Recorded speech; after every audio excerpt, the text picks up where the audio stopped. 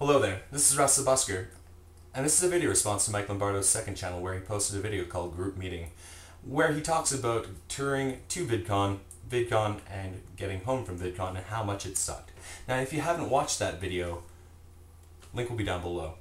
Now the rest of this video is going to be directed to Mike, so Mike, hi. There's a few things I want to tell you about how I see you as a musician and a person before we get going. So first off, I'm not your biggest fan. I don't own any of your records, nor do I own a Mike Lombardo t-shirt. Second of all, although I'm not your biggest fan, I have the utmost respect for you as a musician. My school that I went to for music was taught by Berklee teachers, so I kind of have an understanding of what you're capable of and what you know. So that is a thing. Third off, although I'm not your biggest fan and I do have a lot of respect for you as a musician, I feel as though you are probably the most talented and knowledgeable musician on DFTBA records. And that says a lot because there's a lot of amazing musicians on DFTBA. So that's the thing. So in your video you were talking about how touring to VidCon made you some money, VidCon was fun, and getting home from VidCon drained everything that you made.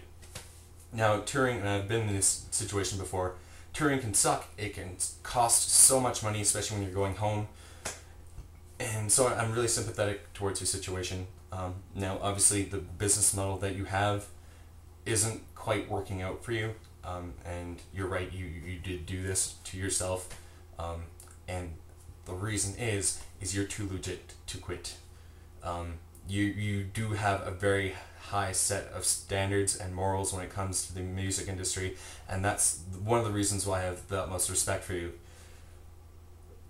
Now, will that pay the bills?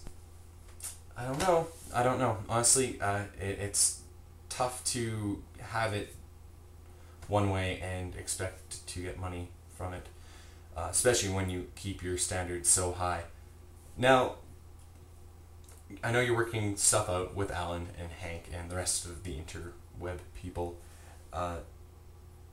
One thing you should consider, if things aren't going to work out with you, maybe go to someone else. Now that's really weird for me to say because I really like DFTBA. I kind of think they have a really good business model for the most part. But if it's not working for you, it might make sense to go to someone else. And I know of tons of labels that would be willing to sign you. Now the question would be, would signing to another label be at all beneficial for you and your fan base? Because your fan base is a bunch of Nerdfighters and other people, but generally it's this big group of people. And they're very loyal. They're immensely loyal. It's ridiculous. I wish I had your fan base, or not even the size, but just the loyalty of your fan base, although my fan base is pretty awesome too. Nonetheless, there's a lot of questions that you have to think of, and I know you know this, but